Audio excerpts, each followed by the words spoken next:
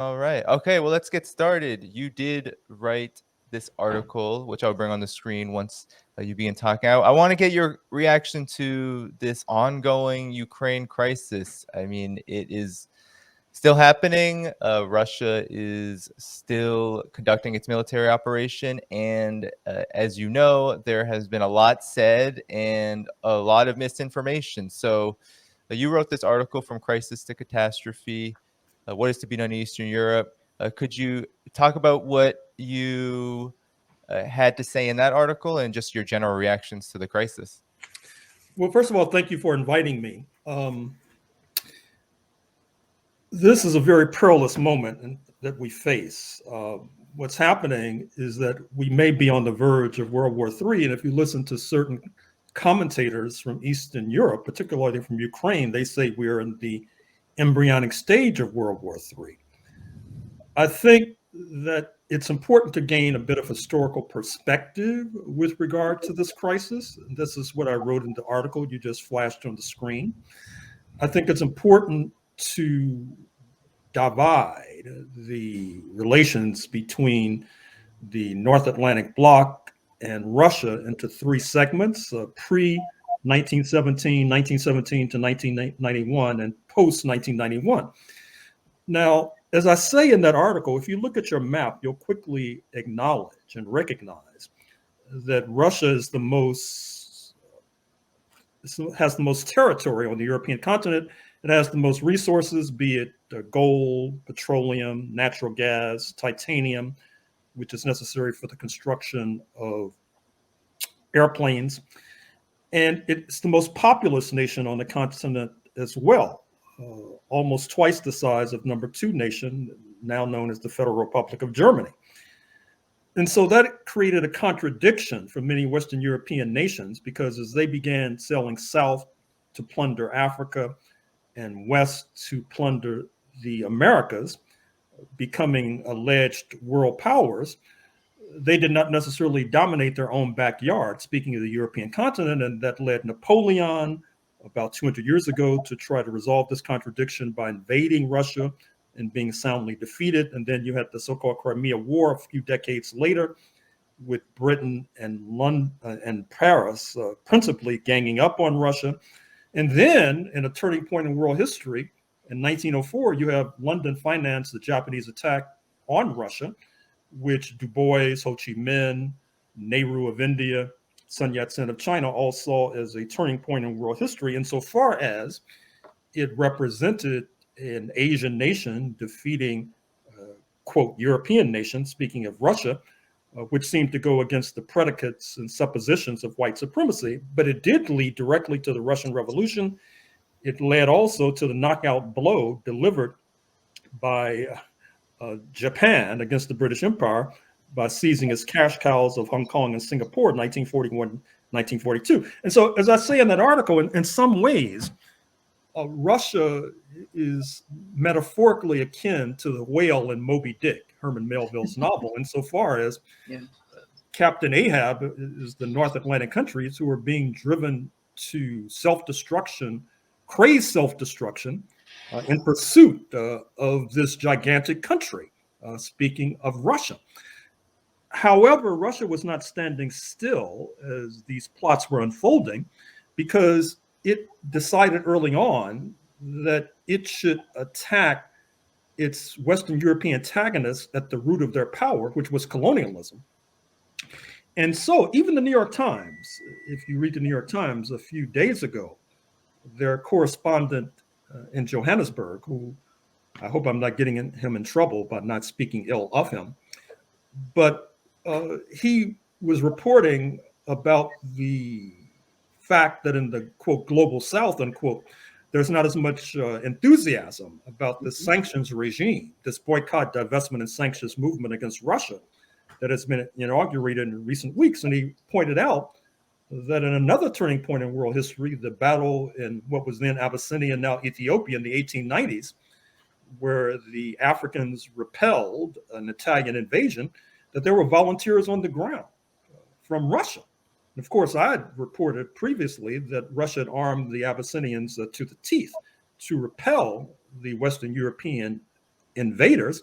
And we all know that there's a continuity, because during the Soviet period, 1917 to 1991, we know that the Soviet Union backed African liberation. That's the substance of my book, White Supremacy Confronted, which deals with the struggle to liberate Southern Africa from apartheid and colonialism. And indeed, current and recent research is revealing, and I hope our Black nationalist friends pay attention to this comment, that Marcus Garvey, the Jamaican who founded the Universal Negro Improvement Association about 100 odd years ago, was certainly pro-Lenin, pro-Soviet, even after it seemed as if he were getting in hot water with the U.S. authorities after they indicted him. And that's a subject for another discussion, why that particular facet of the Garvey program is not necessarily replicated by those who claim to be his ideological descendants. And this brings us to the 1991 to 2022 period, because what's striking, I think, if we're able to survive World War III, is that many scholars, at least the legitimate ones, may look back with wonder and puzzle over why there hasn't been more self-criticism. Perhaps the question answers itself amongst bourgeois commentators. For example, the United States spent trillions of dollars to dislodge the Communist Party from power in Moscow. Mm-hmm. And now there are non-communists, obviously, in power, the United Russia Party. And yet, now we're on the verge of World War III. You would think that somebody might say, well, wait a minute, maybe it was a mistake to spend trillions dislodging the communists. Perhaps we didn't think through the contradictions of European history that I've just pointed out with regard to this historic contestation between Russia pre-1917 and the Western European nations during that same era. But I guess it's asking too much to ask for a bit of self-criticism. But in any case, we know that NATO, the North Atlantic Treaty Organization, the spearhead of this bellicosity, came into existence in 1949, pardon me, on an explicitly anti-Soviet basis. You would have thought when the Soviet Union disappeared in 1991 that NATO would disappear. But instead, in their, quote, wisdom, unquote, the North Atlantic countries decided that they would incorporate the Soviet Union's former allies into NATO, including such statelets as Montenegro and North Macedonia. And under the concept of interoperability, what that means is they have to devote a significant part of their treasury to buying weapons from Lockheed Martin and Raytheon, the former home of Pentagon Chief Lloyd Austin. And then, of course, it creates this kindling that now has erupted with regard to this conflict. Now, I think that in the, quote, global South, unquote, one of the reasons why there hasn't been as much enthusiasm as opposed to in the North Atlantic bloc, because despite all of this blathering and bloviating about supposedly the world is united against Russia, actually, it is remarkable, and I wish they'd be more specific. It is remarkable that there is striking pan-European unity with regard to this crisis. Even Switzerland has overthrown its historic neutrality to join the boycotters, the divestors, and the sanctions imposers. And even Monaco has, in a sense, joined this particular venture as well. That's worthy of commentary because many have come to think that the ultimate victor with regard to this crisis will, in the short term and long term, will be the People's Republic of China. And it's quite remarkable that on the eve of February 24, 2022, the inauguration of this special military operation in Ukraine by Russia, that we were marking the 50th anniversary of the Entente, between China and the United States on an anti-Soviet basis, in a sense replicating 1904 with the London financing of the Japanese attack on Russia. And of course, that created this juggernaut in the People's Republic of China. And now, part of the non-too hidden agenda is to use this crisis in Eastern Europe to turn the tables on China, because as the conversation, 2-hour conversation, by the way, between Presidents Xi and Biden today, March 18, 2022, tend to suggest that Washington thinks it has China in a corner. Either A, China will go along with these sanctions against Russia, which of course do not have the imprimatur of the Security Council, where both Russia and China have a veto, and therefore you're basically asking China to go along with these sanctions that do not have the authority of international law, which will then in turn weaken China's major partner to the detriment of China.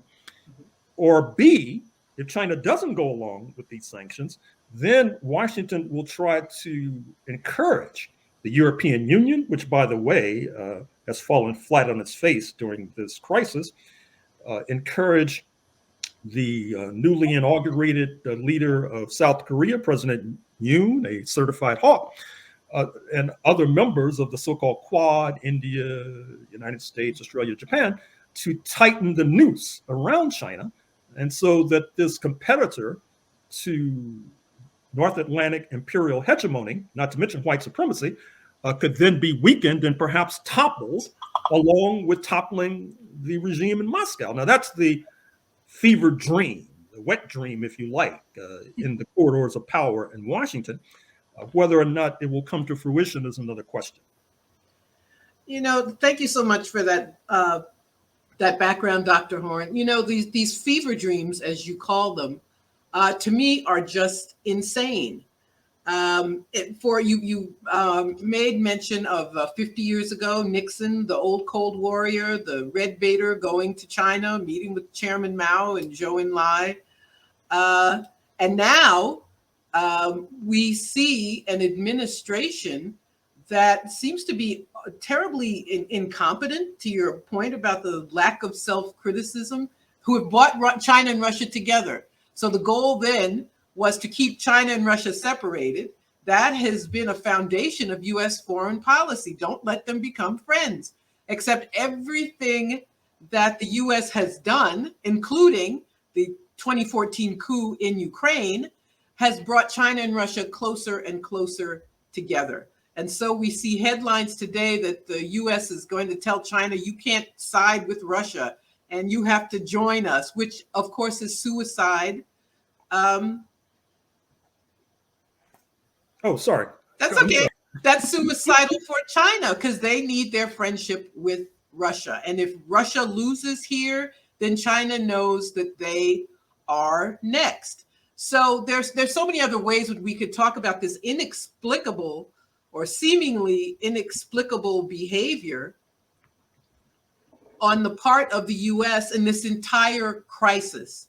The fever dream of fantasy, I call it fantasy foreign policy, and we are all its victims living on a knife edge.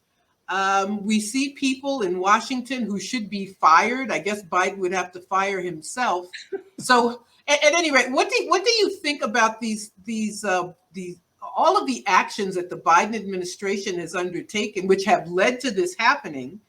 And seemingly, I guess not seemingly, they want this to continue. The last thing they want is the best thing for the rest of the world, which would be negotiations. What are your thoughts on that? Well, first of all, with regard to your earlier point, so-called geopolitical strategists in the United States of America, they have this idea and have held it for decades that whoever controls the world island being the territory stretching from Lisbon on the west of Europe to Vladivostok on the east facing the Pacific, basically is in control of planet Earth. And right now, with the rise of the United Russia Party in Moscow and the Communist Party in China, the North Atlantic bloc, with the United States taking the baton from the British Empire post 1945, is far distant from controlling the world island.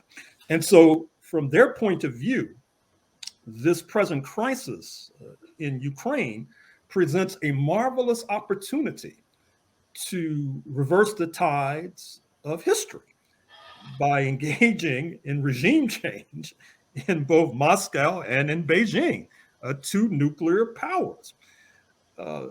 And this ties in to your other point, that is to say, the politics of Washington, D.C., because the Democrats led by Joe Biden have been able to outflank many of the Republicans on the right with their belligerence and bellicosity and their warmongering.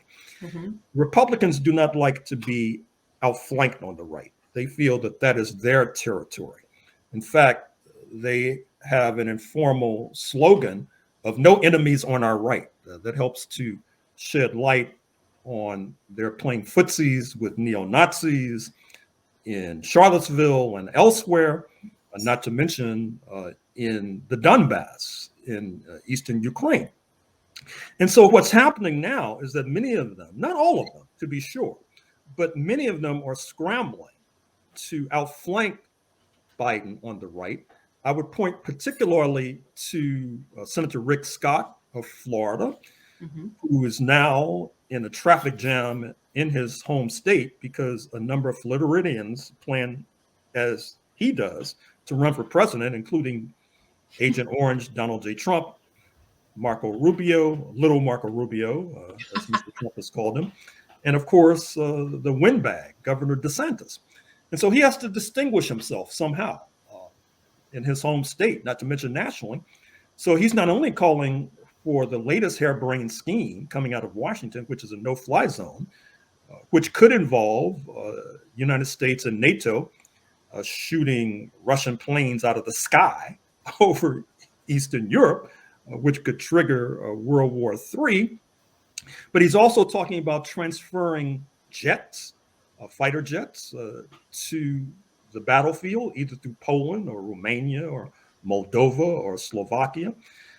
By the way, I noticed that when you had this stage-managed meeting, supposedly in the Ukraine, although there's contestation about that, involving leaders of other Eastern European states such as Poland and Mr. Zelensky, that there was talk about transferring this S-300 missile defense system that Moscow has developed to Ukraine, but that would go against the end user certificate. It would be violative of the law. Not that these NATO allies observe the law in any case, but I think that it is a non-trivial detail that should be mentioned. In any case, this has led to this bidding war in Washington with one party trying to outflank the other. It's utterly dangerous. It's opening the gates of hell. Hopefully, our peace movement will be strapping on their boots and taking to the streets, because we have not seen the likes of this crisis, I dare say, in years. And there's one more point I should add, which is that right now, believe it or not, the fate of the planet may be hinging on the interpretations of lawyers, which is quite unfortunate, to put it mildly. What I mean is the State Department lawyers in Washington, D.C., their theory of the case is that Washington cannot be considered a co-combatant, a co-belligerent, even though it's transferring an arsenal to the battlefield, including Stinger missiles, which were so effective in Afghanistan, including Javelin anti-tank missiles, small arms, ammunition, machine guns. Now, presumably, they think that their counterpart, legal eagles in Moscow, agree with them. Because if they don't agree, and the Moscow legal eagles say, no, no, no, no, no, you're a co-combatant, you're a co-belligerent, well, then that allows Moscow to attack that co-belligerent. which means these U.S. forces who are just over the border in Poland, for example, not to mention on the ground in Ukraine itself. And speaking of being on the ground in Ukraine itself, we're already constructing the next nightmare as the present nightmare is unfolding. I guess you could say that's a perverse form of optimism, that they must feel the world is not going to come to an end, so they're already constructing the next nightmare. What I mean is that they say that they're going to make another Afghanistan for Moscow out of Ukraine. You recall Afghanistan, I'm sure, in the 1980s, the United States made this de facto alliance with religious zealots, which not only helped to weaken the former Soviet Union, but then backfired with at least this is what we're told, with regard to the attacks on New York and Washington in September 2001. But it also created havoc in North Africa. Many of the religious zealots who were attracted from Algeria then came back to Algeria and raised holy hell. The same holds true for Yemen. One of the problems in Yemen, which is now being bashed by the Saudis, is that many of the Yemeni fighters who came to Afghanistan then came back and weakened the People's Democratic Republic of Yemen, southern Yemen and Aden, which was one of the few, if not the only, socialist directed regimes in the Arab world. And now, of course, the Yemen is on fire. So we already have these press reports, these legions of Euro-Americans and other Europeans who are flooding into Ukraine, presumably will gain skill and talent in fighting guerrilla wars, and then a la Afghanistan and Algeria, or Afghanistan and Yemen, will then flood back home to the United States, to Western Europe, where they will then unleash their grotesque skills and talents, quote unquote, on the rest of us. Already, there is a foundation for that because we already know about the pre-existing strength of the right wing in the United States of America, in Western Europe, where it's taken even more toxic form in the sense of the Alternative for Germany party in Berlin, in terms of Eric Zemmour, the right winger who is contesting for the presidency of France and has attracted significant support according to recent polls. So, as I said, they're constructing the next nightmare, even though the current nightmare has yet to be terminated. So obviously, it behooves all of us to work overtime to dislodge these miscreants from power. They forfeited any credibility that they may have had. And certainly, it's in our self-interest to make sure that they're no longer around to construct the next nightmare. Yeah, I mean, those are really good points. And this whole notion of a no-fly zone over Ukraine has been quite striking for me.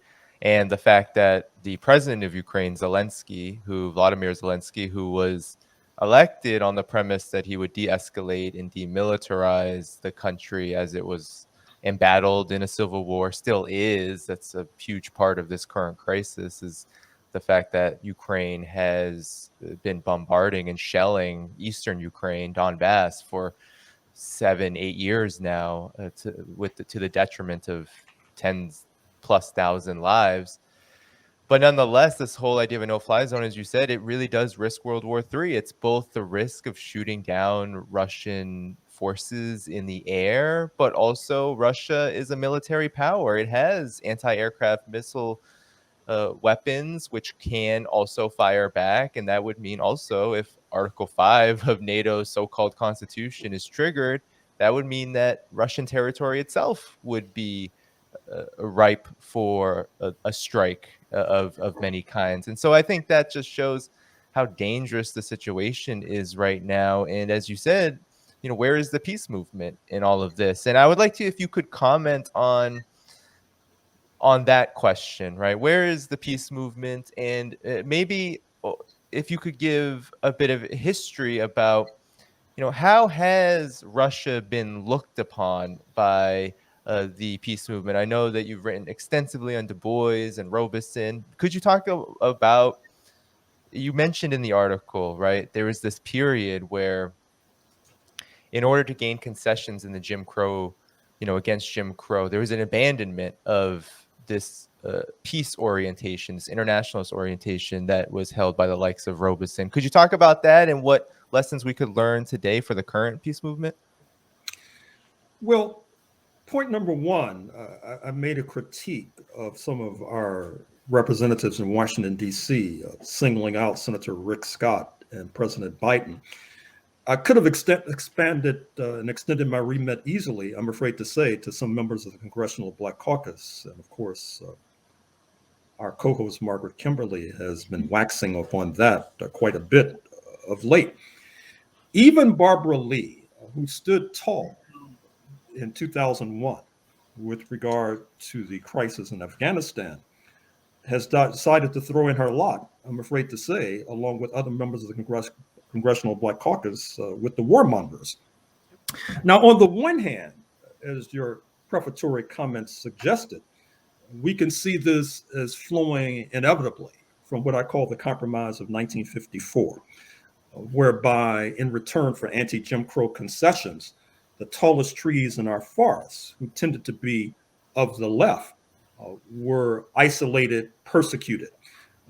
W.E.B. Du Bois, for example, at the age of 83 in 1951, is handcuffed and tried criminally for being the agent of an alleged foreign power, unnamed foreign power, I should say.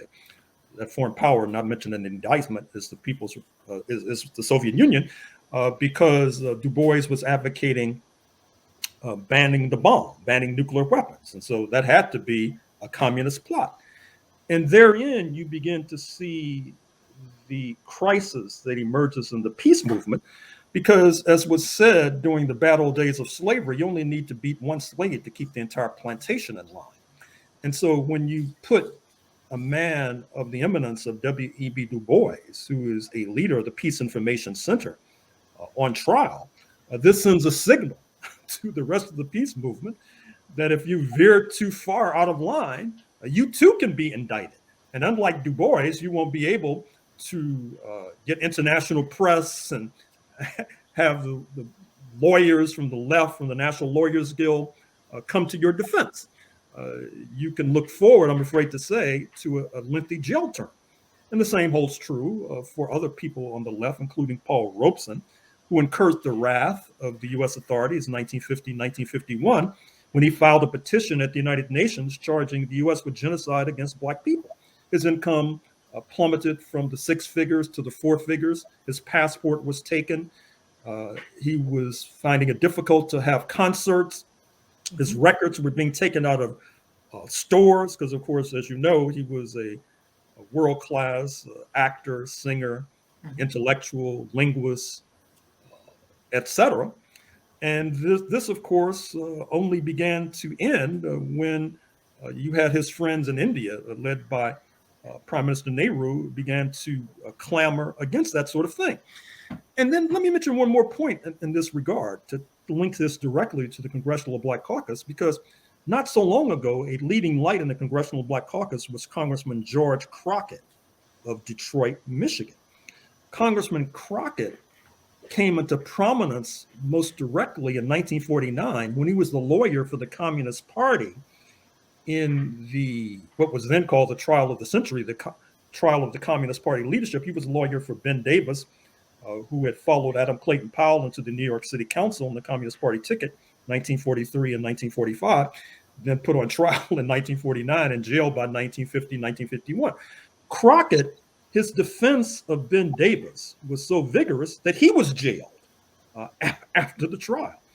He served months in federal prison on contempt of court. And of course, the court merited contempt. And so we see that this was the background of many members of the Congressional Black Caucus previously.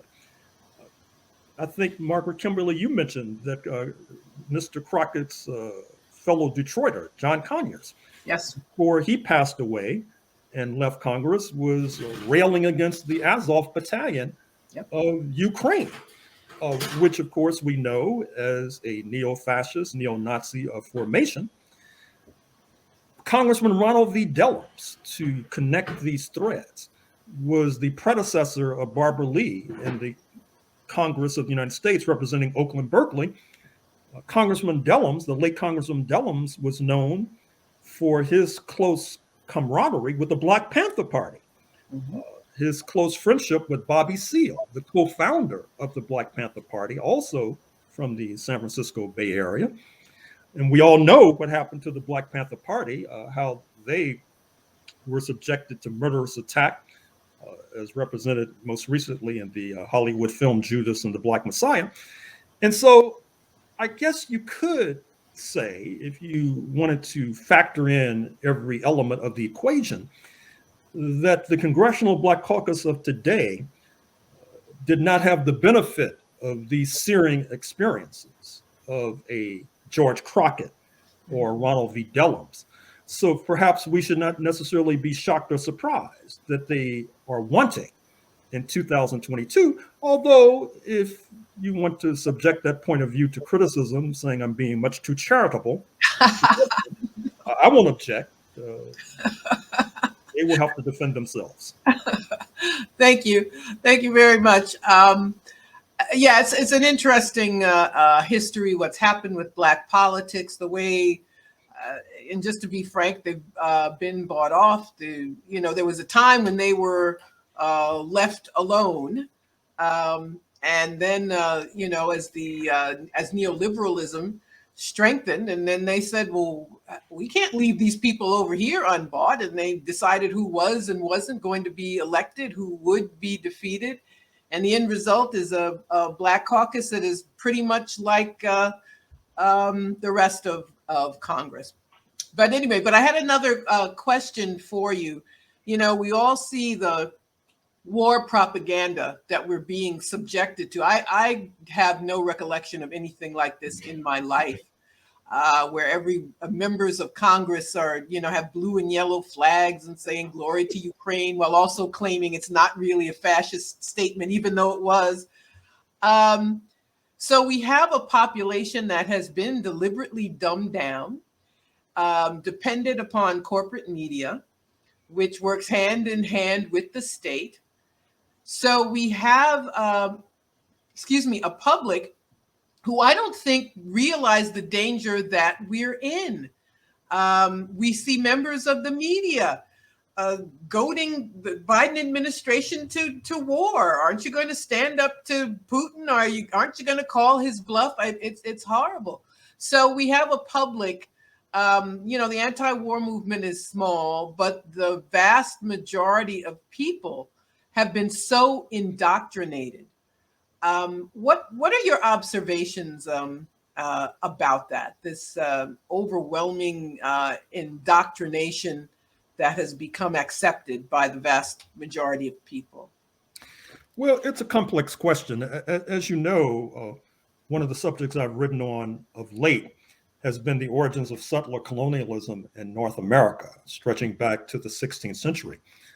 And if you look at that embryo in the 16th century, one of the points that leaps out to you, and that is stressed in my book, The Dawning of the Apocalypse, is that amongst the European migrants who were crossing the Atlantic to settle, quote unquote, what they called North Carolina in the 1580s, that it's a multi-class formation, and that historically, settler colonialism in North America has operated on the principle of class collaboration between and amongst those of European descent, reconstructed as, quote, white eventually. Of course, this helps to leave their major competitor, speaking of Catholic Spain, flat-footed, because an axis of differentiation for Catholic Spain, of course, was religion. You could be a conquistador, an African, if you profess Catholicism. But with the transition from religion to, quote, race, unquote, or pan-Europeanism, if you like, Britain was able to co-opt Catholics. If you look at the history of Maryland, for example, it's basically started by Catholics in the midst of supposed religious conflict. Baltimore, for example, the same.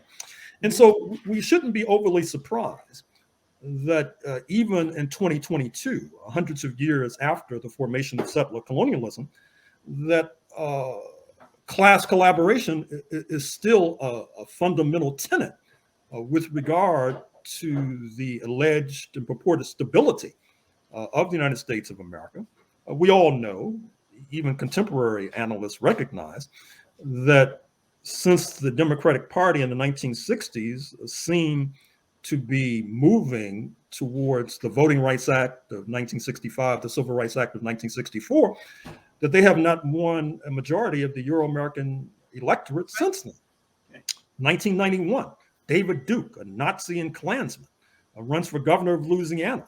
1991, in the lifetime of many of your audience, and receives 55% of the Euro-American vote. And so these are difficult realities to either absorb or accept. And so I find that most people try to sweep it under the rug, which I sort of understand, except that now it's sort of catching up with us. And speaking of catching up with us, I do think we need to, it's not premature, it's not too soon to begin to do an analysis of the victors and losers with regard to this conflict.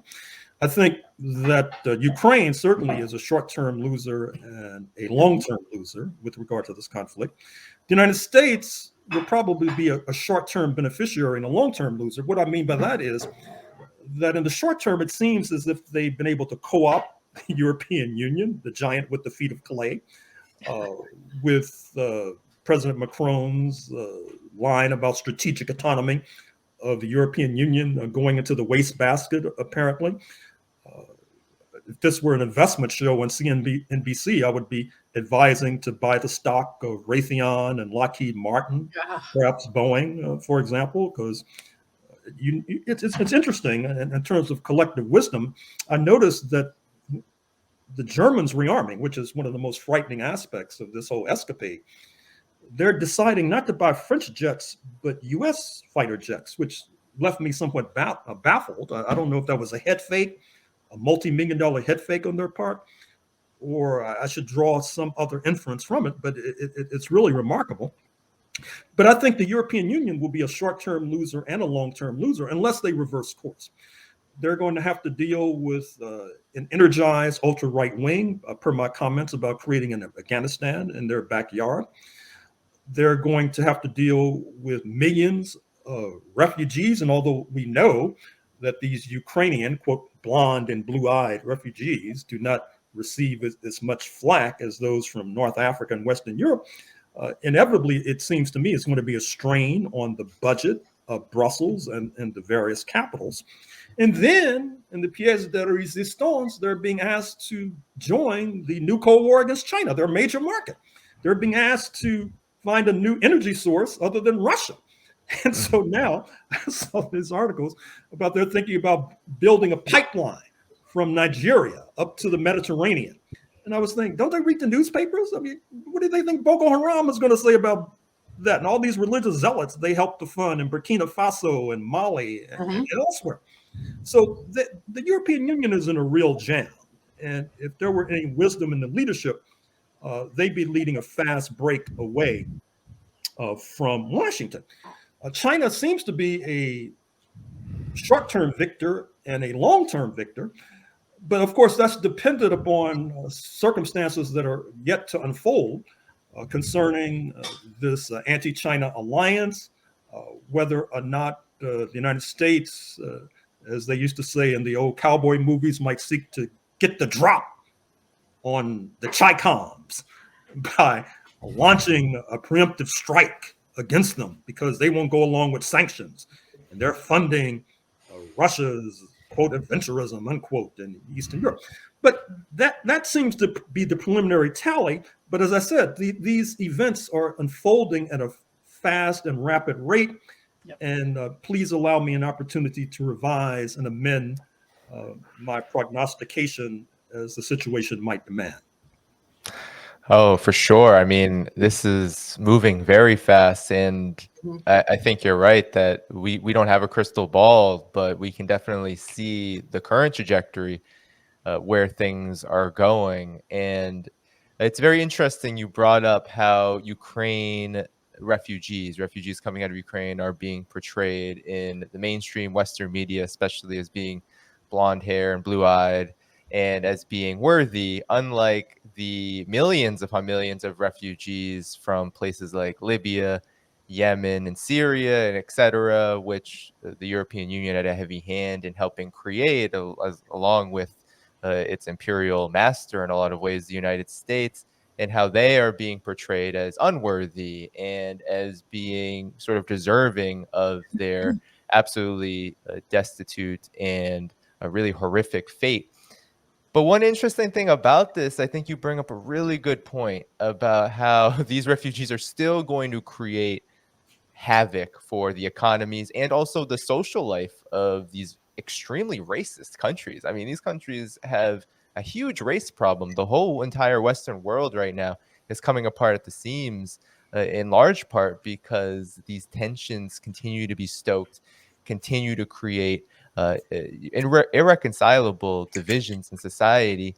And all the while, you have the United States and the West claiming that Ukrainians are white, but they're not fast tracking EU membership and they're not fast tracking NATO membership. They're keeping Ukraine as essentially how it's been treated since 2014 and even before that, as a convenient launch pad, a sort of a vassal state, a weak country that can be super exploited by the US and NATO for its larger aims, this new Cold War.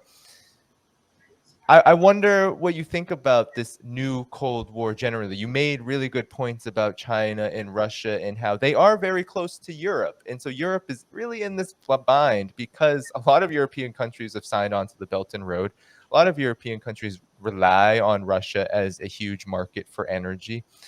I mean, where is this new Cold War going to go if at the base economically, Europe is sort of, I don't know, it's caught between a rock and a hard place. How can this new Cold War continue on in the US's liking, at least, when some of its most valuable allies in Europe cannot help but be dependent on these growing powers of the East? Well, I think obviously we need new thinking in Brussels, which may not be forthcoming, because obviously they're being played by Washington.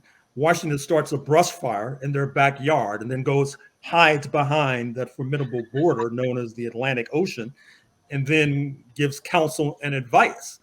And as I said, why the European Union, a market of 450 million, larger than the US capitalist market of 330 million, bends the knee to the United States of America is somewhat baffling. Now, I know that the titular political leader of the EU, speaking of France, needs US aerial and satellite assets to maintain its neo-empire in West Africa. That's the import of the ongoing crises in Burkina Faso and Mali, amongst other places. But still, it is still staggering to contemplate how and why it is that this crisis has unfolded. I should also say that with regard to Ukraine itself, the major player, and how it's being manipulated, it reminds me of how Britain soared to prominence in the 16th century. Because, as I say in that very same book that I mentioned a moment or so ago, Britain became very adroit and adept at getting other powers to fight its battles for it. For example, in the 16th century, when it was first getting started, you saw that London was willing to fight Spain to the last Dutchman. And of course, if you had been around in, say, maybe 1610, you would have thought that the Dutch were on a glide path to being what the British Empire turned out to be. But of course, they absorbed too many blows of fighting ultimately on behalf of London and were ultimately weakened. And so now you see that Washington is willing to fight the Russians to the last Ukrainian. And the Ukrainians, at least the leadership in power today, seem to be willing to go along with it. But you also mentioned this question of the refugees and the racialized discourse that's encompassed them, which I'm afraid to say has also ensnared Al Jazeera. I mean, I had Al Jazeera as part of my steady media diet until they decided to go along with this utterly racist reporting. It really doesn't make sense even from a marketing point of view, because if I want to listen to that sort of reporting, I don't need to go to Al Jazeera. I can MSNBC, CNN. So even from a profiteering point of view, it really doesn't make that much sense. And certainly, I think that sort of reporting is a factor in one of the underlying issues of this entire conflict, which is the reaction of the global South, how 4 dozen plus nations at the General Assembly vote castigating Russia either voted to abstain or did not show up. And this included most of the nations of Southern Africa, including South Africa, Zimbabwe, Namibia, Mozambique, Zimbabwe, and included Algeria and Senegal as well. And I think that for many in the global South, they've had it up to their keister with this hypocrisy of the North Atlantic Bloc. That is to say, all of this blather about the first conflict on the European continent since 1945, sweeping under the rug what happened in Yugoslavia, where, by the way, you may recall the United States punched China in the nose by destroying its embassy in Belgrade, a direct signal to a rising China, not to mention exceeding its mandate, United Nations mandate in Libya, by moving to topple Gaddafi and engage in regime change, which utterly outraged the African Union, which was engaged in mediation efforts that were coming to fruition before the Obama-Biden team, backed up by Samantha Power, Susan Rice, and Hillary Rodham Clinton, decided to exceed the mandate. And then, of course, that debacle in Afghanistan, which was a NATO venture, although I had thought, according to Mr. Stoltenberg, their leader, that this is an alliance that's focused on Europe and that is a, quote, defensive alliance. He seems to have that comment on speed dial. Obviously, he's forgotten about Yugoslavia, Afghanistan, Libya, etc. And so the global South, they've had it. And this is maybe part of the ironic good news, because back to World War II, many on the left, which for reasons that you could see it's legitimate, found themselves on the same side as Washington and Moscow fighting Germany and Japan. They thought that the leopard would change its spots, that this would mean going forward that the lion would lay down with the lamb and imperialism had transformed itself. Many on the left, I've written about it, actually believe that. I don't think many people on the left today are saying, because this boycott, divestment, and sanctions movement has taken flight with regard to Russia, that we can now expect it to take flight with regard to Israel. I don't hear too many people saying that. So that's part of the good news. Whatever naivete that may have been lingering on the U.S. left, I would hope and imagine has dissipated, if not disappeared. Which brings me to my next point, which is that Pepe Escobar, who writes for Asia Times, had a piece the other day about, in the midst of this crisis, the EEU, the Eurasian Economic Union, under the putative leadership of Moscow, has now co-opted China. And there's this new bloc that's developing that, if we can resolve the tensions between Delhi and Beijing, could include India, which of course is now buying energy from Russia on a basis of sending rupees, the Indian currency, to Moscow, and then the trade going the other way will be in rubles. You see that the Saudis are talking about trading oil with China using the Chinese currency. We see that Washington sent a mission to Venezuela in light of turning its back on Russian energy. Of course, that's outraged Senator Rubio, Senator Menendez, and we'll have to wait and see what happens with regard to that venture. But in any case, all of these points reflect that a new international situation is giving birth. And like with any birth, there are going to be birth pangs, I'm afraid to say. And that's an optimistic way, perhaps an overly benign way, I'll grant you that, of looking at this current situation. That we're in the midst of one of those rare events, a transition in the global correlation of forces that hopefully will be a benefit to humankind, unlike the correlation of forces it's hopefully replacing. You know, I do want to be optimistic, and all the things that you just mentioned, those are all very positive signs for the whole world. That the world is becoming more multipolar. That's a good thing. That's what we need. But I have this lingering fear about my own country and how it will respond. We've talked about their incompetence, their inability to be self-critical, and I fear what their reactions will be. They veer from bellicosity to panic. So in the case of Venezuela, they said Maduro wasn't even the president, and then they run down there hoping to get his oil.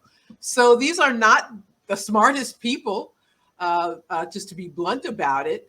And I just feel they are constrained by their history, by their fantasies, and how they will respond while the rest of the world behaves in a rational way, and everything you've just described is a rational outcome.